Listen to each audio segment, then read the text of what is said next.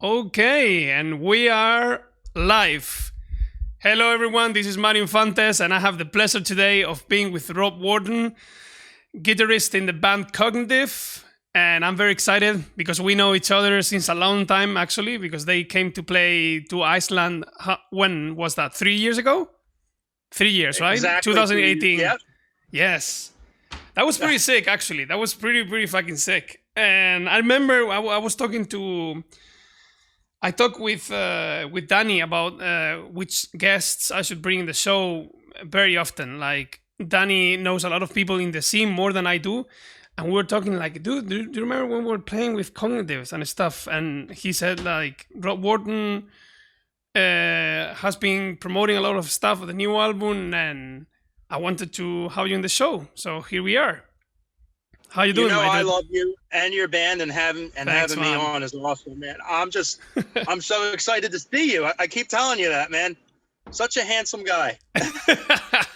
So you are, my dude. How are you doing? You told me you're in your lunch break from work. Yep, I wanted to come out here and talk to you. I hope you were not hungry, my dude. Oh, I am actually starving, but I've got my Shit, Memorial. Sorry, I've got my Memorial Day barbecue food left over that I'm going to heat up in a little bit. Sick, awesome, dude. Fucking love barbecue. So I was telling you before, just before the chat, I was playing this game called Narita Boy. Does it ring a bell?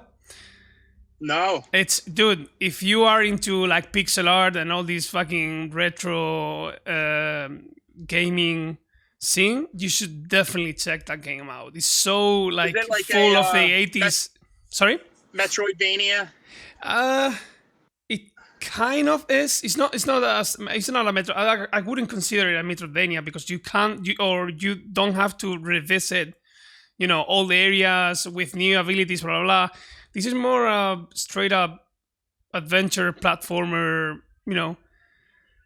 and oh my god, it captures the 80s vibe so fucking well. It's all good. It's so good. The fucking soundtrack is amazing.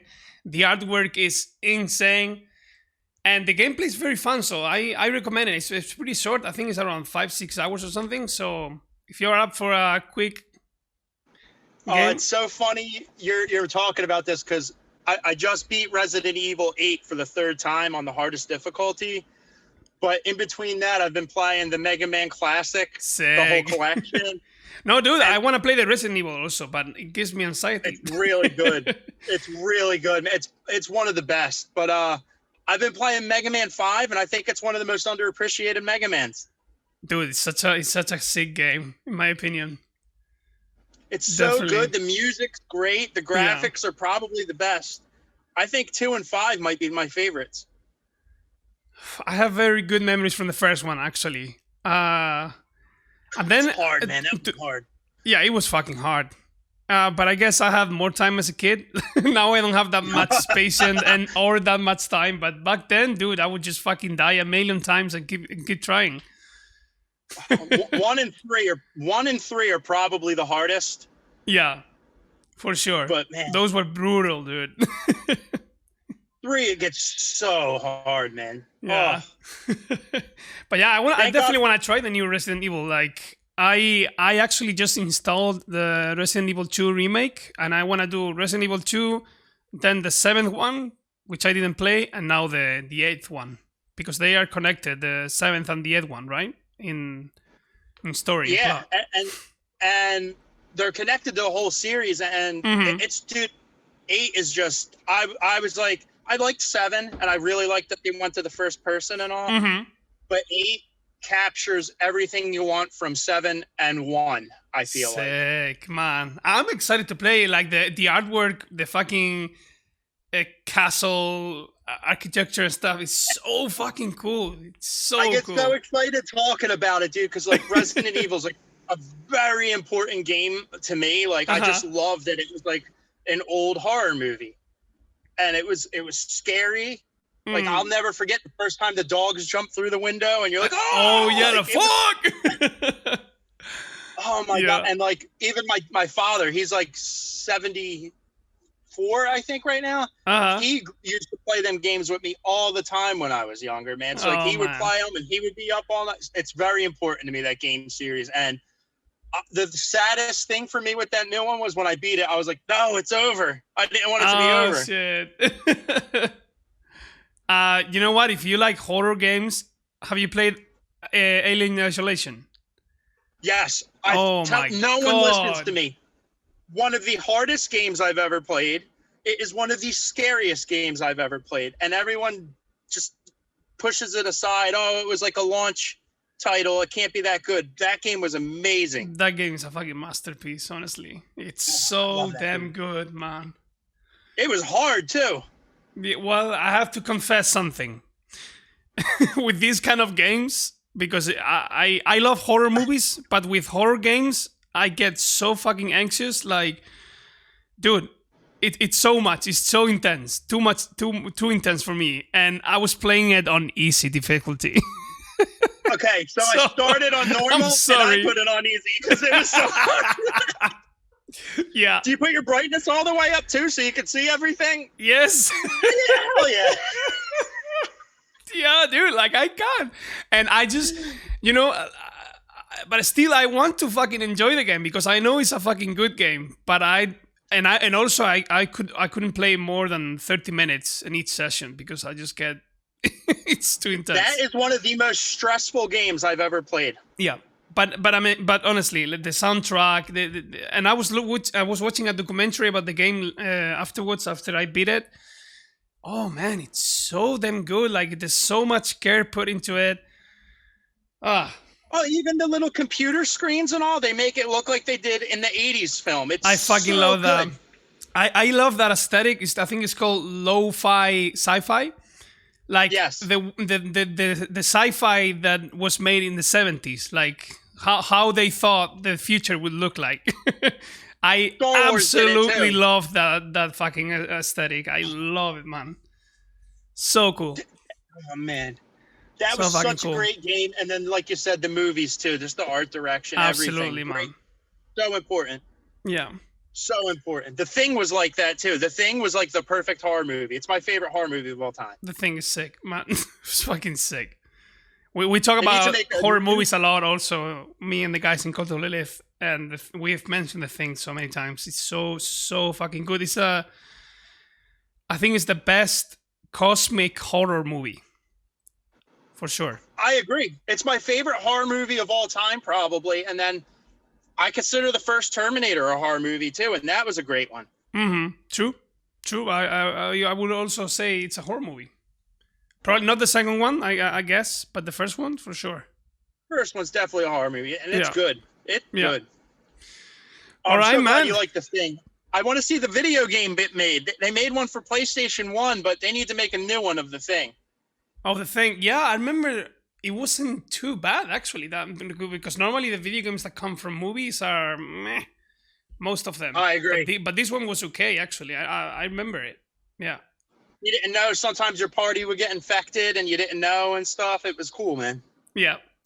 I love video games. I'm such a dork.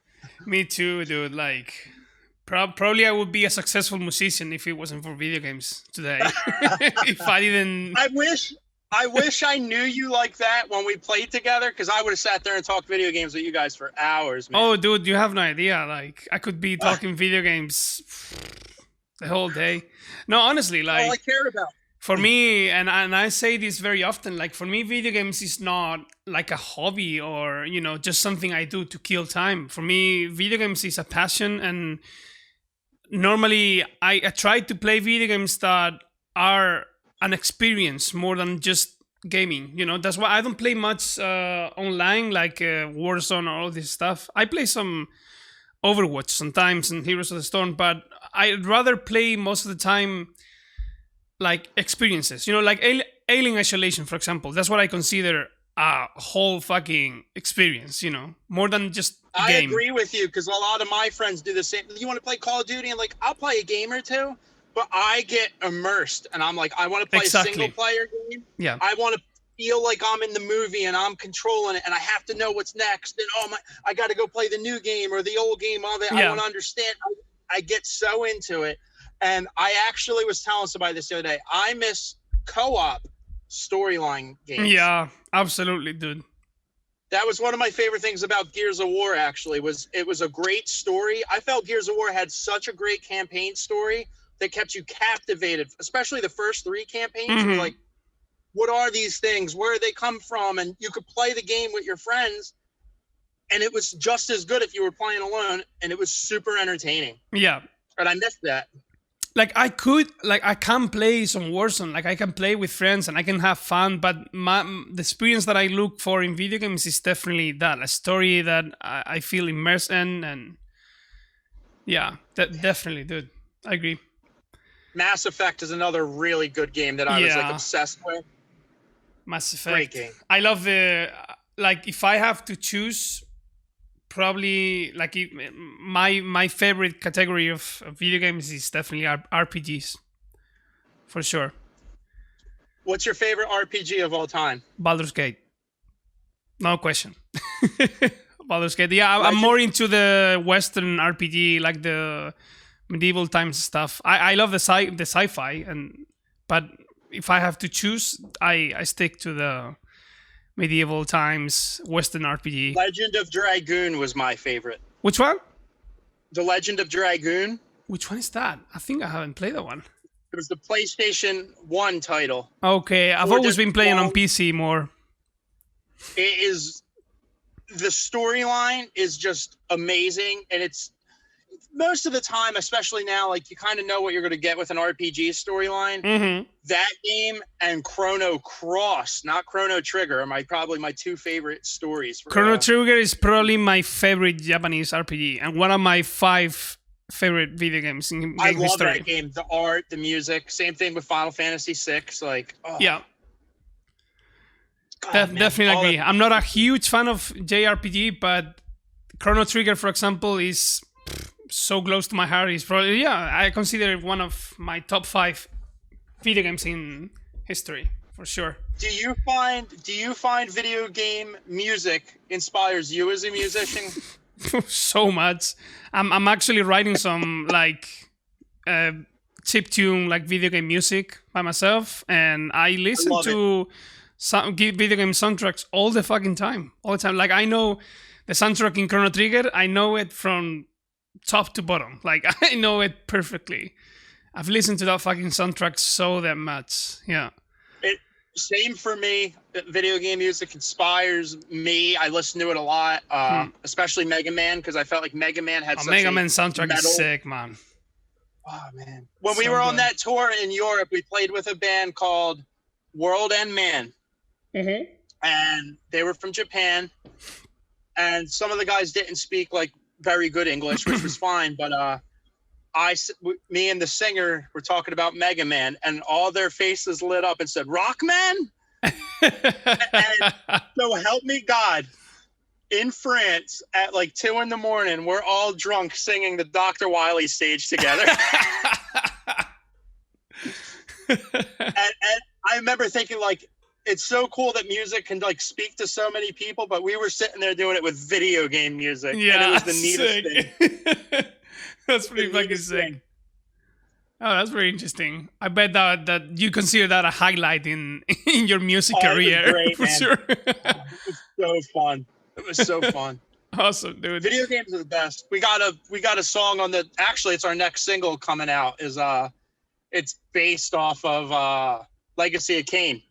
Oh, sick, dude. That's because I the only console that I owned was PlayStation 1. I mean, after Super Nintendo, I owned a PlayStation 1 for a very little while because my brother had one, and then I've been on PC the whole time until the Nintendo Switch. So I missed all the other consoles, but I did play that one, Legacy of Kain.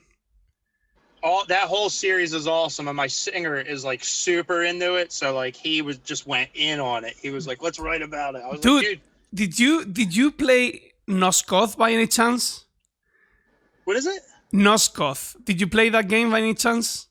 No. Okay, this is a game that no one knows, and actually it went on for a year or two, and then it was cancelled. But I played that video game so fucking much. It's based on the Legacy of Kain series, but it's a multiplayer game. It was like it was like an arena kind of game, like vampires versus humans. It was 4 versus 4, and dude, you should watch some videos because the game was fucking. Oh, it was so good. I played it so fucking much, but then it was canceled because not many people were interested in it. Right. But Dude, some of my favorite games are like that. They're like, indie games, and then not enough people play, and the servers go offline. And I was like, fuck. Dead Star, I was playing. It was called for PS4, and I loved it. And there was a small community of people that would be on there. We'd play, and one day I went on there, servers are done at the end of the month, and I was like, no! Shit, man. Hey, dude, talk to me about Cognitive. What are your plans, guys? How is it going with the band? Let me know. Oh man, so we got the new record coming out. We dropped that song ENIAC. I saw that video, by the way. Fucking sick. I love the animation. Super sick. Thank you. We were very nervous with this record because we're not special. Everyone did it. We wrote a record during the pandemic. We didn't see each other the whole time, so we were sending guitar profiles back. And you guys normally write being together, or? Yes. Okay, cool. So this was new for us. No one was getting together, and we're sending the guitar profiles and videos of, okay, here's slow, here's fast, and we're learning stuff, and then we're sending vocal patterns back and forth, and it was sick. It was an experience for us, but we put a lot of work into it, and we didn't see each other so the pandemic started last March, and we didn't see each other and get into a room together until we recorded in December. Okay, wow. How was that? First of all, it was amazing just to see somebody new, because like I get my food delivered. Like I don't go out in public at all with this stuff, and I'm just starting to do that now. Get back into it now. I'm like, I got my shot and all, but it was awesome, but nervous because we're getting in there. We're like, and my drummer had recorded all of his parts before we even got to the studio. So okay. So we're like, okay, here we go. And how me and my guitar player, then my bass player, he's new. We've never seen him play any of these songs at all. Oh, shit. And he started playing, and we were jaw dropped because, like, we had trem picking parts, and we were like, he's probably just going to do, like, halftime of it. And he was flying. We were just, what is this? What is happening? And Shane went in there and killed it, and it went way better than I could have expected from everyone in the band. Awesome, dude. Fuck yeah. I was very excited about that, and then we sent it out to Alan Duchess to get mastered, and we got that back. We were like, yes. In the meantime, we started shooting the music videos, and when we got that green screen stuff back and the CGI and all, we were just jaw dropped because, like, we can't make that stuff, and we had no idea. It looks super cool, man. Looks very cool. Thank you. No, it's nerve-wracking because you never know what kind of product you're going to get, with that kind of stuff. And, as a band, you especially you get older, you don't want to put out things that look half-assed. Yeah, of course. And that got sent back, and we were just like, whoa. So I don't think anyone thought it looks half-assed or anything. It looks fucking good. No. Dude, we were confident and I was happy, but seeing everyone else, like, the response, like, we had our fingers crossed, and we were so nervous because we tried a lot of different things on this album. And I didn't write that song. I helped with, like, some of the lyrics and the vocal patterns, but my guitarist wrote that whole song. And I was like, dude, that's got to be a single. And I was like, it's got to be the first song on the record. It's got to be the first single that comes out. And he's like, no. He was a nervous wreck because I pushed him a lot on the record. I was like, Harry, I want you to write more. And everything's been awesome. We did not expect the response that we got at all, and it's humbling and it's awesome. Sick, dude. I'm very happy to hear. Honestly, fucking. I'm nervous because there's a lot of stuff people haven't heard yet. Sorry, what did you say? What's that? I said I'm nervous just because there's other songs people haven't heard yet, and there's different stuff we haven't done before. But dude, excited. I think people are starting to open up more about having different songs and stuff. I understand people have expectations and stuff, But I also think it's good that people are being more open to different influences and stuff. At least that's what I see. Like we were, I mean, to be honest, when we released the album, when we released Mara, we were conscious, we were aware that some people would be like, "What the fuck is this?" You know, like I'm expecting some like straight up death metal, blah blah, and then this fucking dude singing flamenco, and and I get that completely from people, but I feel like the album was well welcomed and people were open to it. I love that album. I've told you that you are an amazing vocalist, and Thank you. Thanks. To add in, I love more than anything that you post up your videos, even when you make like a mistake or you're out of key a little. Yeah, I love it because it's human. It's human, and it's not here's my best take. It's hey, this is how I do it, and guess what? I do make mistakes, and I think that's the most honest approach. Do you know what? You know what? Also, I've seen that in the last 5-10 years, the social media and the internet in general is full of perfect vocalists, you know, and it's just people who process their vocals so fucking much, they fucking pitch correct them so they sound perfect, and so this creates expectations on people, you know, and they expect that everyone sings like that, like so fucking perfect, not a single mistake, and it's bullshit, dude. We commit mistakes. Dude, you do 20 days in a row of that crap, no, you're gonna have a bad day, dude. You're gonna be tired, you got a sore throat, whatever, and you go out there and do the best you can.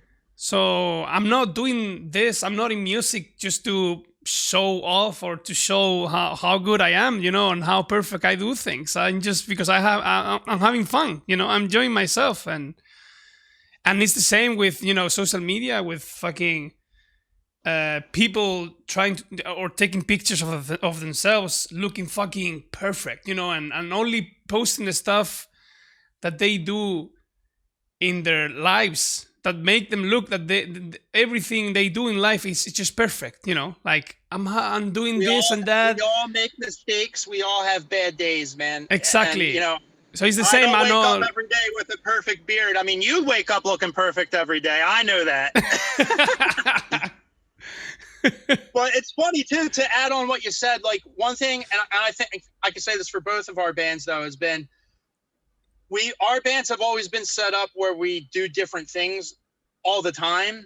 Mm-hmm. So like it's easier for us to try new stuff because we have always kind of been trying new things. Like if Cannibal Corpse came out with clean singing and acoustic part, it's a little different where you're like, whoa, dude, I didn't want that from Cannibal Corpse. And I'm not saying they should or shouldn't do it, but it's a little bit easier to swallow when bands like ours try to do stuff. But they would have exactly. They would have to understand if there's a bunch of fans who would be disappointed, you know, for sure. Right.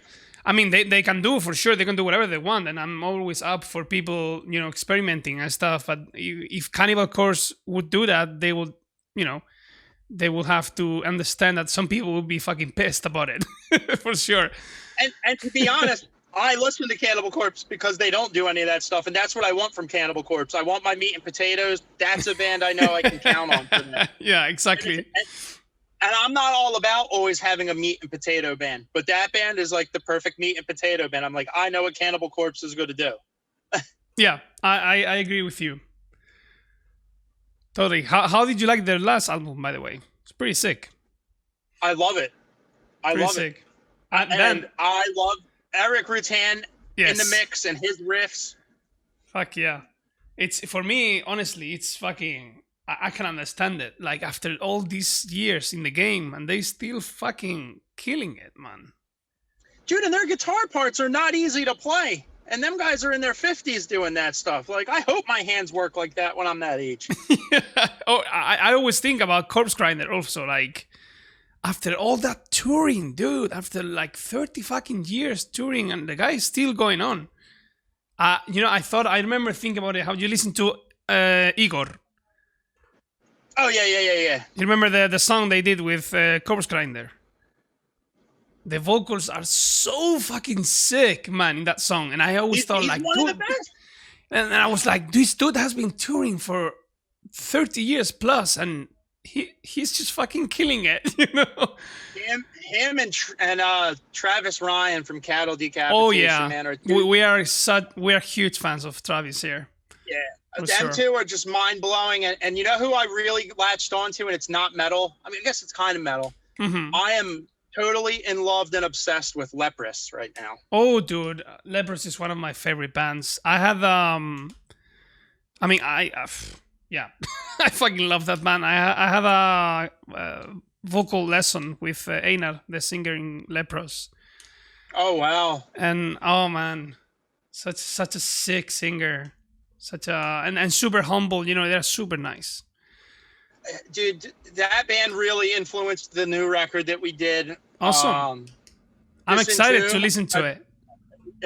Don't think my singer sings like that guy on it at all. That ain't happening. But it found its way in there. I think the new record's got like a lot of influences from like that, Psychroptic, Ulcerate was a big influence. Dissident Tomb, Gojira. There was a lot of new stuff in there. I think we tried, but sick, there was dude. so much cool music that came out the past couple years that had just been like, wow. Awesome, wow. Man, I'm fucking excited to listen to it. What do you guys have a release date of the album? Yeah, July 16th. July 16th. Okay, cool. I'll be in Spain, so I'm gonna be just chilling. I'm gonna be back home just chilling.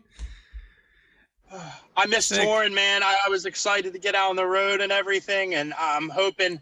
I know we got some stuff for next year. I'm sure you guys are on the hunt to do it too at this point. Yeah, I mean, we got the bad news about the aborted tour, but that was pretty devastating, to be honest, because we were fucking excited about it. We loved the bands in the tour. We loved Aborted, Hideous Divinity, United.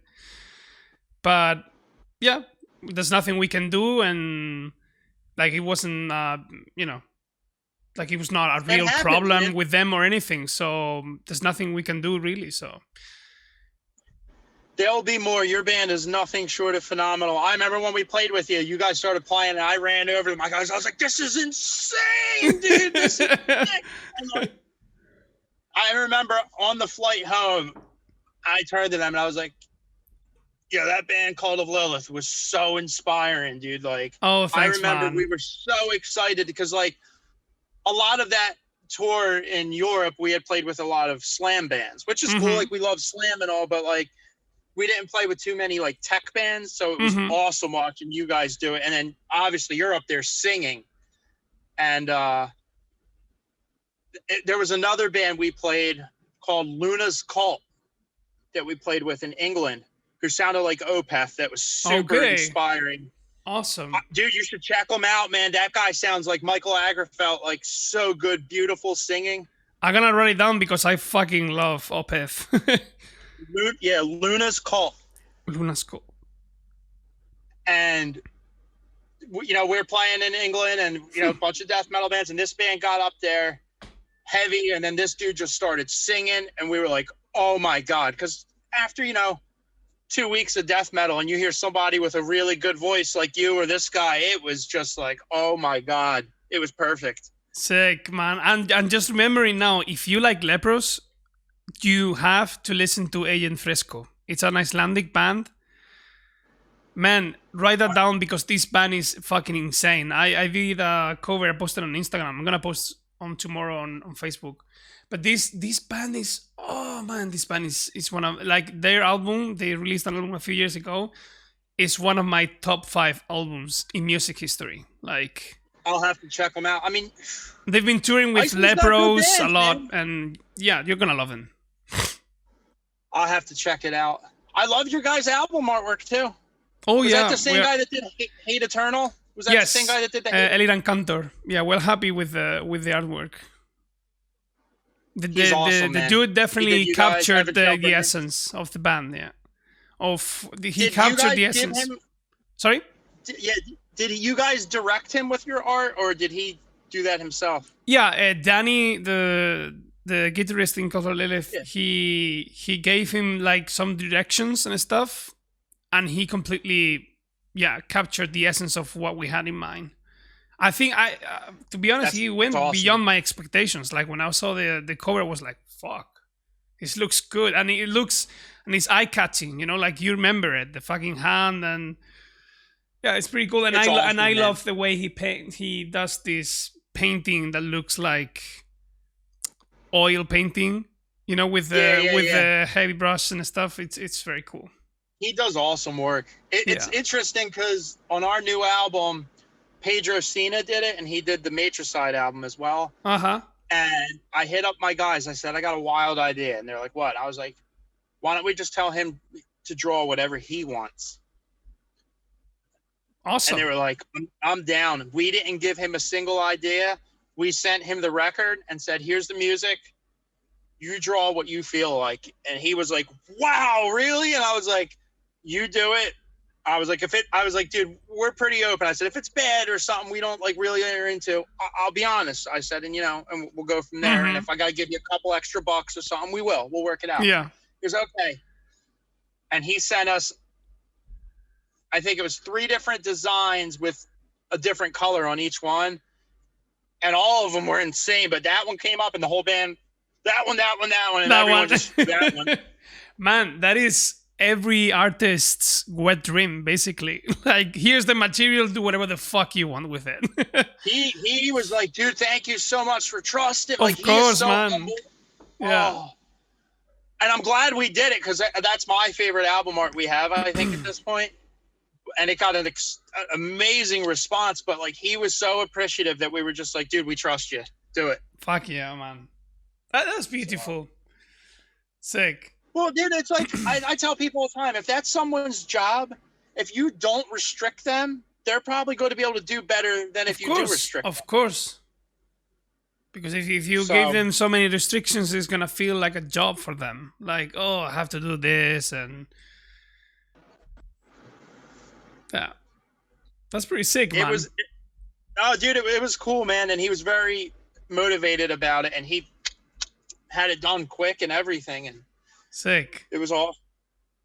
Perfect. Well, my lunch break is going to end, and I hate to cut this short. No problem, man. I had a really fun time, and we can do this some other time for sure. Probably when the release date comes closer, or whenever you want, man. Dude, I was just excited to talk to you because I message you, and I get to tell you all the time how much I love your passion. I love Thanks, your beard. I love your talent, and I love the video game dedication. And I'm hoping we get to play together sooner than later, whether it's over there or over here. Same, dude. We would love to go over there to the States for sure. Let's see if everything starts opening up lately. I think next year is gonna be interesting. Yeah, we were supposed to come to you guys actually again last year, and obviously everything happened because we were going to go back to Europe. And I hit up Inglepour, and I was like, "Hey, man, are we able to stop back on the way back or on the way over again?" And he was like, "Absolutely, would love it." Dude, Ingo is the fucking man. That dude. Ingo is fucking awesome. 8 years ago hit us up and tried to get us to come over to Iceland for a fest, and we didn't have the money, and we weren't anything at that time really. He just discovered us online, and he absolutely loved us and said, if you ever go to Europe, please hit me up. And I said, you know what, I got to hit that guy up. And I never thought I would go to Iceland ever. Like, that's kind of like a place you don't really think of in your brain in a way to go and play a show. Yeah, exactly. And dude, I beautiful fucking country. I tell everyone, I say, if you ever have the fucking money to do it, because everyone wants to go where the warm weather is, and I don't blame them sometimes. I was like, if you go there in the summer, it's beautiful, it's nice, and dude, it looks like no other place I've ever been. I completely agree. Totally agree. And everyone there was so sweet and kind and nice. Oh man, I loved it. Yeah. I mean, I moved here from Spain, which is the complete opposite of this. So I didn't realize that till the other day. You posted a thing saying like, "Hey, so I had dropped everything and moved," and I was like, I had no idea. Yeah, I've been here for 5 years now. That had to have been a nerve-wracking moment. Yeah, man. Like the beginning was a bit tough, but like anything, like any big change, but I'm pretty happy to be here for sure. I like it here. Dude, it's gorgeous. It is fucking gorgeous, Yeah, man. All right, Rob. And I'm I don't glad want you to. found a sick band. I'm Sorry? so glad you found a sick band. I'm so glad you found a sick band to be in. Oh, as well. thanks, dude. That's sweet. Like honestly, I'm very happy to have found them for sure. Very very happy. I don't want to take much more of your time because I'm sure you're fucking starving. Yeah.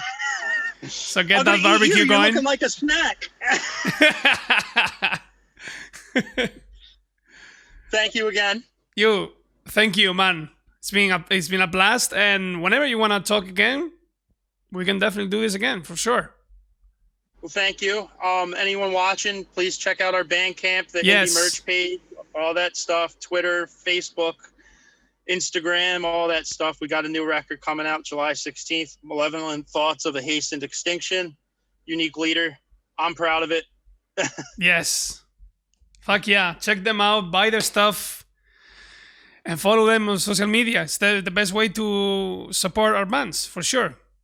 Even if you're not buying stuff, just follow us on social media and keep up to date. Share it, all that stuff. Yes. All of it's good. Exactly. All right. Thank you, everyone, for watching. I'll see you soon. And Rob, Thank you, Mario. thank you. Stay safe. See you, Take man. care, bud. Take care. Bye.